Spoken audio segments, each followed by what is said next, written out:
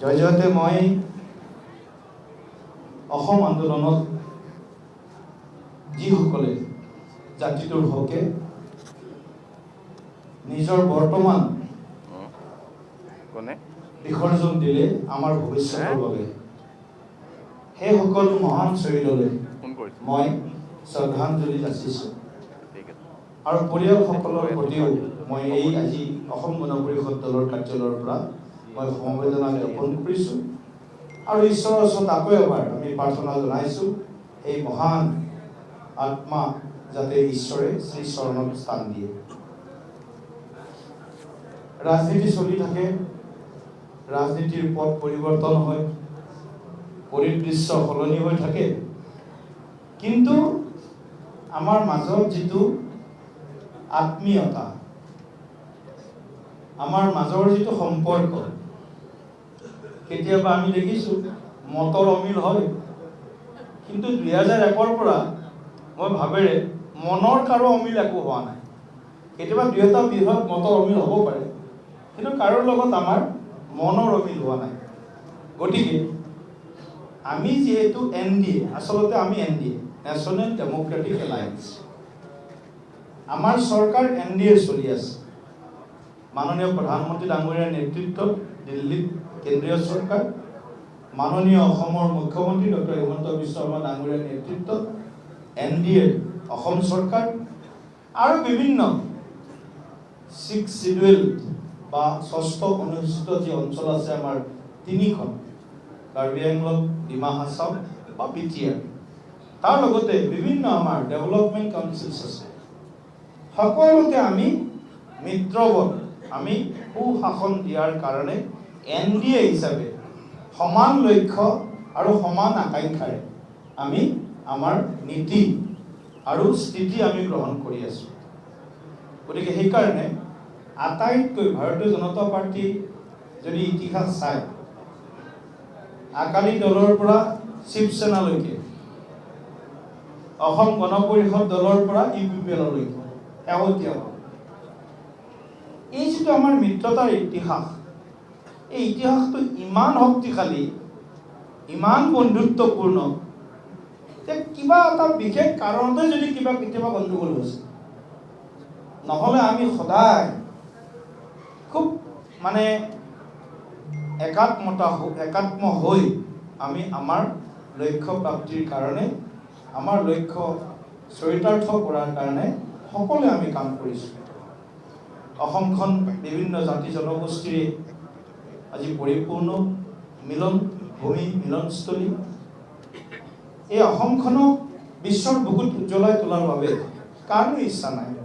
প্ৰতিগৰাকী অসমীয়াৰ, অসমত থকা প্ৰতিগৰাকী ভাৰতীয়ৰ মনৰ বাসনা যে আমাৰ অসমখনক, আই অসমীক আমি বিশ্বৰ বুকুত সকলো ক্ষেত্ৰত উজ্বলাই তুলিব লাগে। এখন শ্ৰেষ্ঠ অসম নিৰ্মাণ কৰিব লাগে, এখন নতুন অসম নিৰ্মাণ কৰিব লাগে। ৰামধেনু সদৃশ ৰঙেৰে আমাৰ যি জাতি জনগোষ্ঠী আছে, তেওঁলোকৰ মাজত একতাৰ সেতু বন্ধন কৰি আমি আমাৰ সকলোকে লগত লৈ আমি আগবাঢ়িব লাগে, এখন সুৰক্ষিত আৰু বিকশিত অসম গঢ়াৰ সেই সপোন বাস্তৱ কৰাৰ কাৰণে।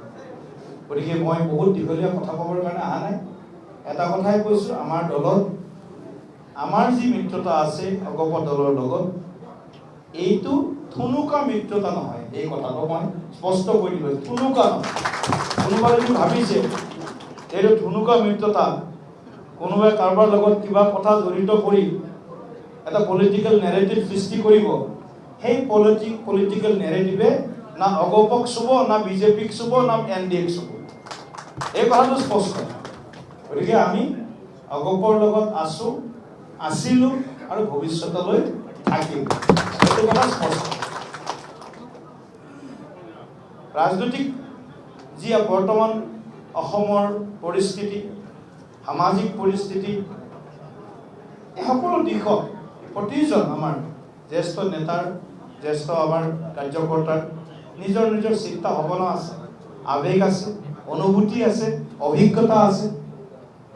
এই গোটেইবিলাকক সমাহিত কৰি আমি নিশ্চিতভাৱে অসমখনক একেলগে কদম কদম কৰ, মানে যিটো কয় খোজে খোজে কান্ধত কান্ধ মিলাই হাতত হাত ধৰি আমি অসমখনক আগবঢ়াই লৈ যোৱাৰ কাৰণে আকৌ এবাৰ মই পবিত্ৰ আমাৰ অগপ দলৰ মুখ্য কাৰ্যালয়ত এই সংকল্পক দোহাৰিছোঁ।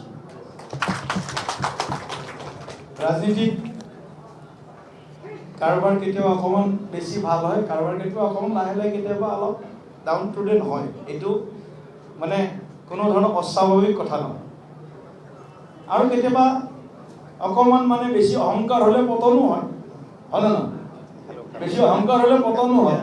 গতিকে অহংকাৰ চব বাদ দি আমি একত্ৰিত হৈ এক হৈ United we stand divided we fall, যিটো কথা কৈছোঁ, এই একত্ৰিত হৈ অহংকাৰ বৰ্জিত পৰিৱেশত আমি ৰাইজৰ সেৱা কৰাৰ কাৰণে কাম কৰিছোঁ। সেৱাই সংগঠন আমাৰ মূল মন্ত্ৰ। গতিকে সেৱাৰ জৰিয়তে আমি ৰাইজৰ মাজত আৰু শক্তিশালী হৈ যাম। অগপই নিজাববীয়াকৈ নিজৰ দলৰ সাংগঠনিক স্থিতি মজবুত কৰাৰ কাৰণে বুধে বুধে কাম কৰিব। বিজেপিয়ে নিজাকৈ কাম কৰিব, UPPLে নিজাকৈ কাম কৰিব।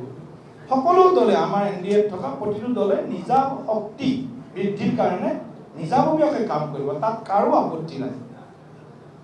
আৰু মিত্ৰ দলৰ শক্তি যদি বৃদ্ধি হয়, লাভটো সকলোৰে হয় না। আৰু মিত্ৰ দল যদি দুৰ্বল হয়, লছটো সকলোৰে হয়। গতিকে মিত্ৰ দলৰ শক্তি বৃদ্ধি হ'ব লাগে। আৰু আপোনালোকে এইটো ভাবে যে বিজেপিৰো শক্তি বৃদ্ধি হওক, আমিও ভাবোঁ অগপৰো শক্তি বৃদ্ধি হওক। য'ত বৃদ্ধি হ'ব লাগে হ'ব, আৰু য'ত হ'ব লাগে সেইখিনি কথাও জানো আমি। ক'ত হোৱাৰ সম্ভাৱনা আছে সেইবিলাক কথাও জানো। ক'ত বেছি হ'ব পাৰে, ক'ত অলপ কম হ'ব পাৰে, ক'ত বৰ্তমান কাৰ শক্তি কেনেকুৱা। কিন্তু দুৰ্বলতাখিনি ফৰিয়াই চাই সকলোৱে নিজৰ শক্তি বৃদ্ধিৰ কাৰণে নিশ্চিতভাৱে প্ৰয়াস কৰিব। মুখ্যমন্ত্ৰী ডক্টৰ হিমন্ত বিশ্ব শৰ্মা ডাঙৰীয়াক যেতিয়া মই কৈছোঁ যে অগপ দলৰ কাৰ্যালয়ত যাম, খুব শুভেচ্ছা দিছে তেখেতে যে মোৰ ফালৰ পৰাও অগপ দলৰ সভাপতি ডাঙৰীয়াৰ জৰিয়তে প্ৰতিগৰাকী কাৰ্যকৰ্তা শুভেচ্ছা জ্ঞাপন কৰিব। এয়া হ'ল আমাৰ যিটো কওঁ মানে মনৰ যিটো এটা আমাৰ যে মানে মনৰ যিটো ভাৱ, এই অগপ দলটো আমাৰেই মিত্ৰ দলৰ এটা গুৰুত্বপূৰ্ণ। আৰু মইতো নিজে এই কথাটো স্পষ্ট ক'ব বিচাৰিছোঁ, অগপ দলটো ভাৰতীয় জনতা পাৰ্টি বা NDAৰ আটাইতকৈ বিশ্বাসযোগ্য মিত্ৰ দল। বিশ্বাসযোগ্য মিত্ৰ দল, এই কথাটো মই বাৰে বাৰে কওঁ। আৰু এই কথাটো কাৰোবাক প্ৰেছৰ দিয়াৰ মছলাৰ কাৰণে কোৱা নাই। এই কথাটো কৈছোঁ, আমাৰ যিটো একাত্মতাৰ ভাৱ, এই ভাৱটো যাতে আৰু বৃদ্ধি হয় অনাগত দিনত আমাৰ মাজত। আৰু